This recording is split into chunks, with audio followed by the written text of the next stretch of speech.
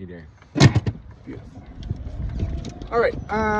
So for the most part today, we kind of just worked on very similar to last week was hands or club outside the hands, and then flattening it out at the top. Yeah. I think as you go forward this week, you're playing tomorrow, obviously, so keep tomorrow pretty simple. Yeah. If you can, focus on maybe one or two of the thoughts we worked on. I think a big one for you at those last couple holes that we were playing was when you don't get to that full rotation and you kind of stay on that front foot, you're naturally gonna have to get back and throw it down. That's where you see those choke points. So just that little pivot, work on that little pivot, and I mean tomorrow, just kind of do what you can. But I think a really good, even when you're at home, a really good practice is getting that club across the chest and just feeling that full pivot into that right heel, and getting that all the way back.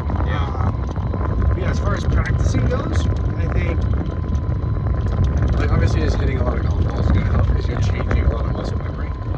But you're in a really, when you get your hands, or that club outside the hands in that set position, you get it into a really nice spot at the top. So like it kind of just goes back there. And your downswing is great. It's just kind of keep you off that kind of reverse C into that full pivot.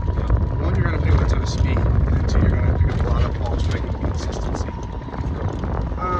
But yeah, for this full swing, we're kind of like, I think you're getting to where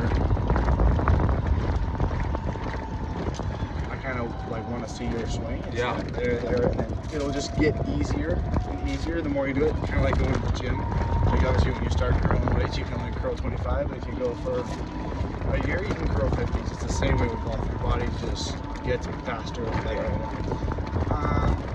But yeah, are you going to be going to the range at all this week? Yeah, I'll be going to the range. Okay. I think just keeping it connected. Yep. Keeping the club outside the hands. Yep. And then at the top, really just work on the pivot. I think the pivot helps me the most.